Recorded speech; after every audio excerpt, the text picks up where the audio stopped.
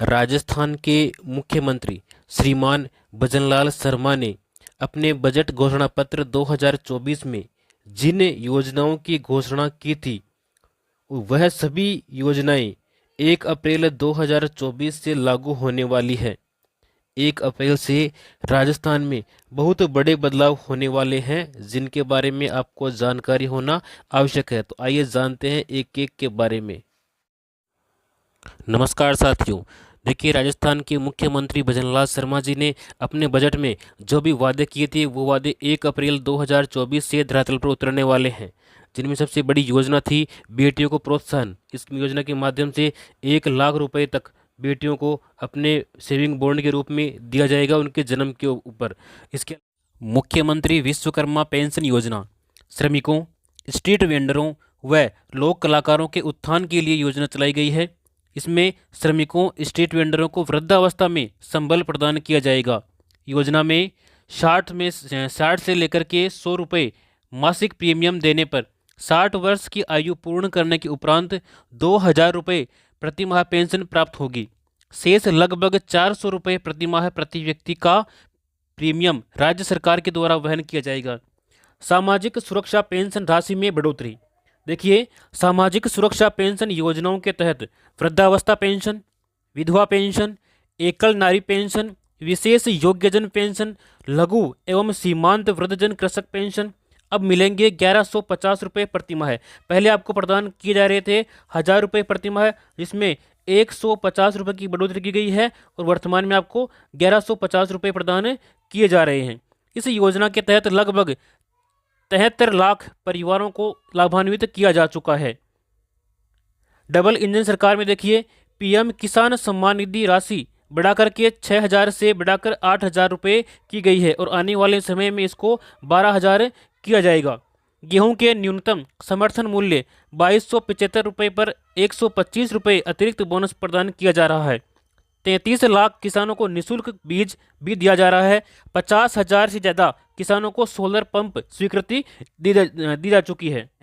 श्रमिकों के लिए देखिए, 18 से 45 वर्ष आयु के श्रमिकों के लिए मुख्यमंत्री विश्वकर्मा पेंशन योजना लागू करने की घोषणा की गई है। इस योजना में 60 रुपये से लेकर के 100 रुपये तक आपको मासिक प्रीमियम देना होगा और 60 वर्ष की आयु पूर्ण होने के बाद में 2,000 रुपये प्रति माह आपको पेंशन दी जाएगी। यह पेंशन मुख्यमंत्री वृद्धजन सम्मान पेंशन योजना के अतिरिक्त आपको प्रदान की जाएगी। लखपति दीदी योजना की शुरुआत की गई है। इस योजना में महिलाओं में कौशल विकास कर उनकी सालाना आमदनी को 1 लाख रुपए तक बढ़ाने का प्रावधान किया गया है इस योजना में। और इस योजना के अंतर्गत प्रदेश की 11,24,000 महिलाओं को अगले 3 वर्ष तक, यानी कि 3 वर्ष में चरणबद्ध रूप से लखपति दीदी बनाने का लक्ष्य रखा गया है। 2.80 लाख से भी अधिक महिलाएं इस योजना में, इस श्रेणी में आई है, जो लखपति योजना के माध्यम से उनको लाभ दिया जाएगा। इसके बाद में देखिए, प्रधानमंत्री मातृ वंदन योजना। तो इस योजना में क्या है, जो गर्भवती महिलाएं हैं उन महिलाओं को प्रथम बच्चे के लिए 2 किस्तों में दी जाने वाली राशि पहले 5,000 रुपये थी, तो उस 5,000 रुपये को बढ़ा करके 6,500 रुपये यहाँ पर की जाने की घोषणा की गई है। तो ये भी एक अच्छी योजना है। इसके बाद में हम बात करने वाले हैं वरिष्ठ जनों के लिए। देखिए, वरिष्ठ जनों को यात्रा की सुविधा प्रदान की गई है। तो इसके लिए 60 वर्ष से 80 वर्ष तक के जो वरिष्ठ नागरिक हैं उन नागरिकों को राज्य की सीमा में रोडवेज बसों के किराए में वर्तमान 30% की छूट दी गई है। तो इस 30% छूट को बढ़ा करके 50% उनको किया गया है, यानी कि जो 60 वर्ष से लेकर के 80 वर्ष तक के वरिष्ठ नागरिक हैं उनका रोडवेज बसों में 50%, यानी कि उनका आधा किराया ही लगने वाला है।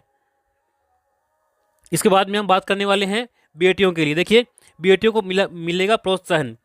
गरीब परिवार की बालिकाओं को जन्म पर 1 लाख रुपए का सेविंग बॉन्ड प्रदान करने हेतु लाडो प्रोत्साहन योजना का शुरुआत किया गया, यानी कि जो पहले योजना थी राष्ट्रीय योजना, उसी योजना का एक विकसित रूप लागू किया गया है जिसका नाम है लाडो प्रोत्साहन योजना। इस योजना में बालिकाओं को 1 लाख रुपए जन्म पर ही उनके नाम कर दिए जाएंगे एक सेविंग बॉन्ड के रूप में। राजस्थान कृषक समर्थन योजना के तहत रबी विपणन सीजन 2024-25 में गेहूं के समर्थन मूल्य को 125 रुपये बढ़ा करके 2,275 से 2400 रुपये प्रति क्विंटल किया गया। यानी पहले था 2275, तो उसको बढ़ा करके 2400 रुपये प्रति क्विंटल किया गया है। और गेहूं बेचने के लिए आपको अनेक सुविधाएं दी गई है, जैसे कि घर पर ई मित्र से आप ऑनलाइन इसके लिए पंजीकरण करने की सुविधा को प्रदान की गई है। इसके साथ ही 25 जून जो 2024 तक आप इसमें पंजीयन कर सकते हैं, और 10 मार्च से लेकर के 30 जून तक खरीद उपज बेचान राशि बैंक खाते में होगी आपके ऑनलाइन जमा। जिस बैंक खाते में भुगतान चाहते हैं उसे जन आधार कार्ड में आपको अपडेट करवाना होगा, तभी आपको इस योजना का लाभ मिलेगा। 1 अप्रैल 2024 से नए वित्तीय वर्ष की शुरुआत हो जाएगी। नए कारोबारी साल 2024-25 की शुरुआत होने के साथ देश में बहुत सारे नियम बदल जाएंगे। आपको 1 अप्रैल से होने जा रहे इन बदलावों के बारे में जान लेना बेहद ज़रूरी है। यहाँ हम आपको बताएंगे कि अप्रैल 2024 से कौन कौन सी नियमों में बदलाव होने जा रहा है। फास्टैग, पैन, आधार, जीएसटी सहित ये नियम होंगे लागू। बता दें कि इन बदलावों में FASTag, PAN, Aadhaar linking, national pension system, GST, insurance, debit card और कार की कीमत से जुड़े नियम शामिल हैं।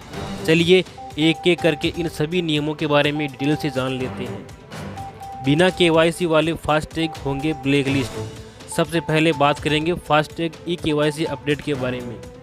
1 अप्रैल 2024 से फास्टैग से जुड़े नियमों में बदलाव हो रहा है। National highway authority of India ने फास्टैग यूजर्स के लिए केवाईसी अपडेट करने की डेडलाइन 31 मार्च 2023 तय की है। अगर आप इस तारीख तक केवाईसी अपडेट नहीं करते हैं तो अगले महीने से आपका फास्टैग बंद हो सकता है।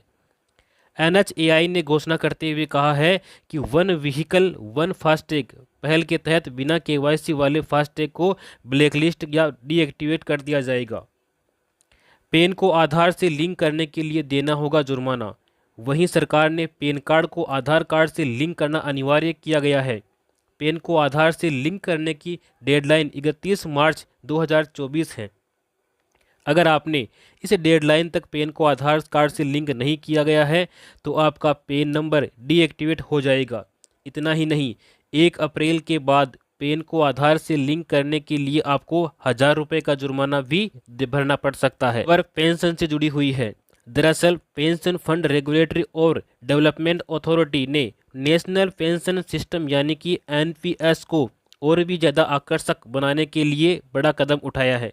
इसके तहत पीएफआरडीए ने सेंट्रल रिकॉर्डिंग एजेंसी तक एक्स टैक्स के लिए 2 फैक्टर ऑथेंटिकेशन का प्रोसेस शुरू करने जा रहा है। यह प्रोसेस 1 अप्रैल 2024 से शुरू होगा। इसका मतलब है कि एनपीएस से जुड़ने वाले नए मेंबर और पुराने मेंबर को 1 अप्रैल से 2 फैक्टर ऑथेंटिकेशन प्रोसेस से गुजरना होगा। एसबीआई कस्टमर के लिए डेबिट कार्ड के नए नियम। आखिरी खबर स्टेट बैंक ऑफ इंडिया के कस्टमर से जुड़ी है। एसबीआई की ऑफिशियल वेबसाइट पर दी गई जानकारी के अनुसार बैंक ने कुछ डेबिट कार्ड से जुड़े एनुअल मेंटेनेंस फीस में 75 रुपये की बढ़ोतरी की है। यह बदलाव 1 अप्रैल 2024 से लागू किया जाएगा।